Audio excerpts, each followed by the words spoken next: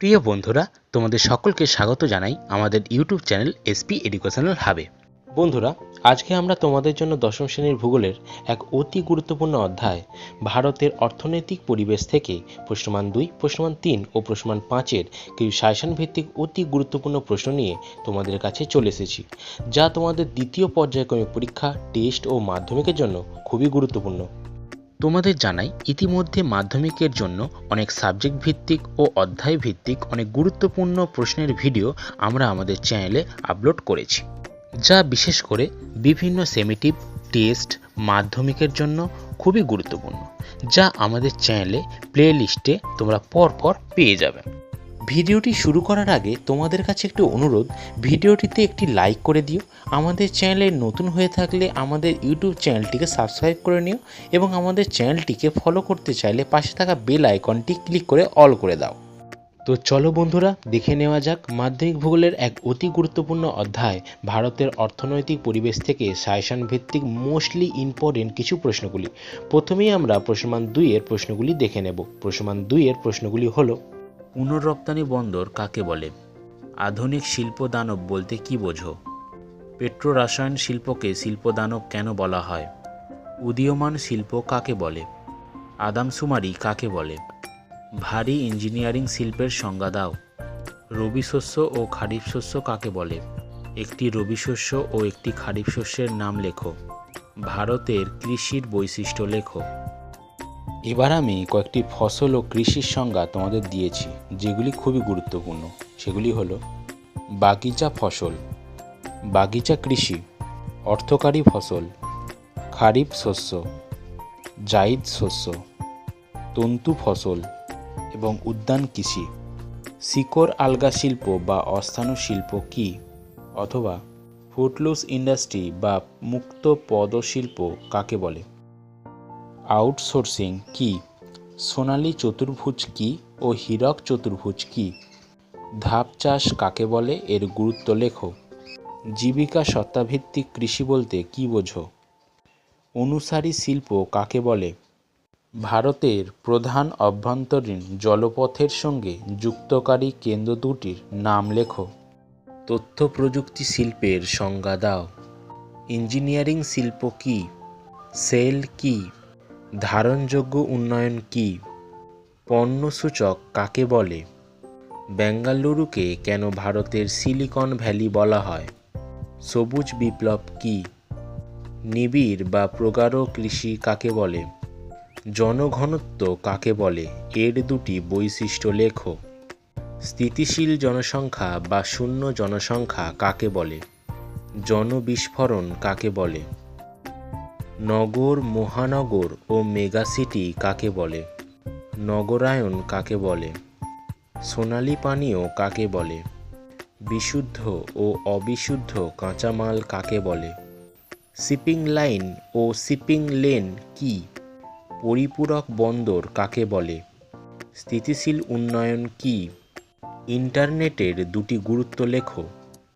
লৌহ ইস্পাত শিল্পের কাঁচামালগুলি কি কি? ভারতের দুটি মোটর গাড়ি নির্মাণ কেন্দ্রের নাম লেখো। পোতাশ্রয় বন্দর বলতে কি বোঝো? বর্ধমানকে পশ্চিমবঙ্গের ধানের ভাণ্ডার বলা হয় কেন? কৃষি বনসৃজন কাকে বলে? ভারতে শীতকালে গম চাষ হয় কেন? কাম্য জনসংখ্যা কাকে বলে? বন্দরের পশ্চাৎভূমি কাকে বলে? উত্তর দক্ষিণ করিডোর কি? 2 নম্বরের শেষ প্রশ্ন: দুর্গাপুরকে ভারতের রুর বলা হয় কেন? এই প্রশ্নটা 2-এ, 3-এ ও 5-এ 3 ভাবেই আসতে পারে। তো বন্ধুরা, এই ছিল তোমাদের পঞ্চম অধ্যায়ের সেকেন্ড পার্ট ভারতের অর্থনৈতিক পরিবেশ থেকে সাজেশন ভিত্তিক অতি গুরুত্বপূর্ণ প্রশ্নমান 2-এর প্রশ্নসমূহ।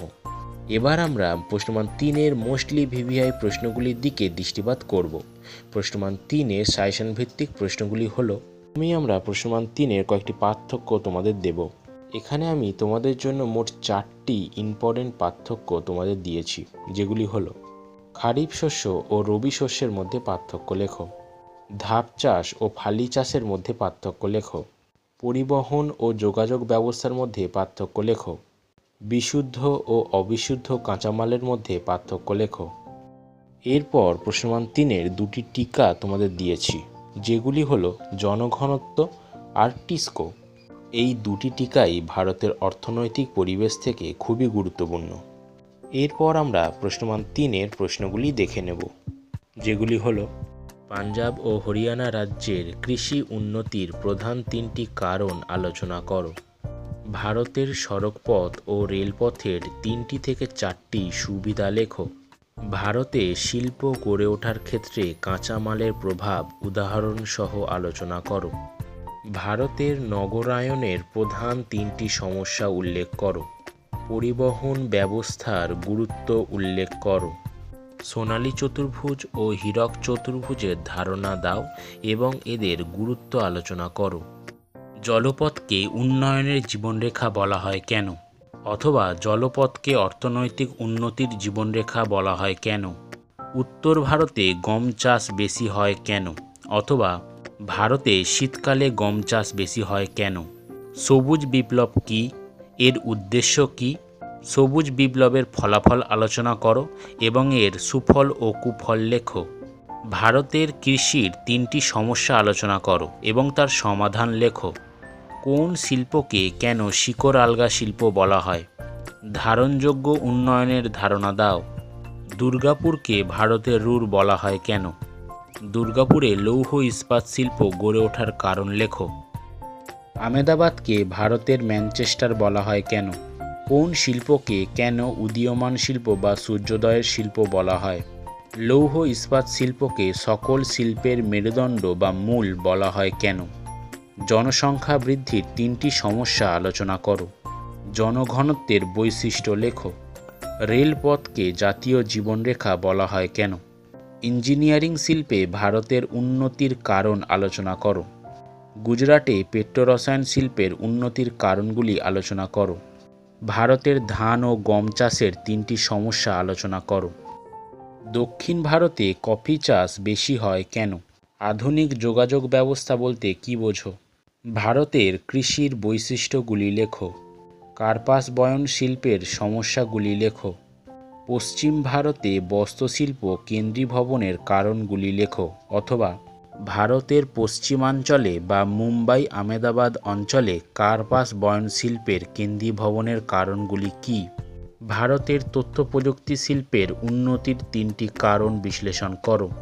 ভারতের অসম বণ্টনের কারণ লেখো। অথবা ভারতের জনবসতির ঘনত্ব সর্বত্র সমান নয় কেন? তো বন্ধুরা, এই ছিল তোমাদের জন্য ভারতের অর্থনৈতিক পরিবেশ থেকে অতি গুরুত্বপূর্ণ প্রশ্নমান 3-এর প্রশ্নগুলি। এবার আমরা প্রশ্নমান 5-এর অতি গুরুত্বপূর্ণ সাজেশন ভিত্তিক কিছু প্রশ্ন আলোচনা করব। প্রশ্নমান 5-এর প্রশ্নগুলি হলো, প্রথমেই আমরা ভারতের কয়েকটি ফসলের অনুকূল ভৌগোলিক প্রাকৃতিক পরিবেশ আলোচনা করব, যেগুলি হলো ধান, গম, কার্পাস, ইক্ষু, কফি, চা। এইগুলি উৎপাদনের অনুকূল ভৌগোলিক প্রাকৃতিক পরিবেশের সম্পর্কে তোমাদের ভালো করে জানতে হবে, কারণ এইগুলি থেকে তোমাদের পরীক্ষায় প্রশ্ন আসবেই। ধরো যে কোনো একটি তুলে দিয়ে বলল এর ভৌগোলিক প্রাকৃতিক পরিবেশ আলোচনা করো, এমনই প্রশ্ন আসে। পরবর্তী প্রশ্ন, ভারতের নগরায়নের প্রধান সমস্যাগুলি কি কি? ভারতের অর্থনৈতিক ও সামাজিক উন্নতিতে পরিবহন ব্যবস্থার গুরুত্ব আলোচনা করো। ভারতের নগর গড়ে ওঠার প্রধান কারণগুলি আলোচনা করো। পশ্চিম ভারতে পেট্রোরসায়ন শিল্পের অধিক উন্নতির কারণ আলোচনা করো। ভারতে জনসংখ্যা বণ্টনের তারতম্যের 5টি কারণ আলোচনা করো। পশ্চিম ভারতের কার্পাস বয়ন শিল্পের অধিক উন্নতির কারণ অথবা একদেশী ভবনের কারণগুলি আলোচনা করো।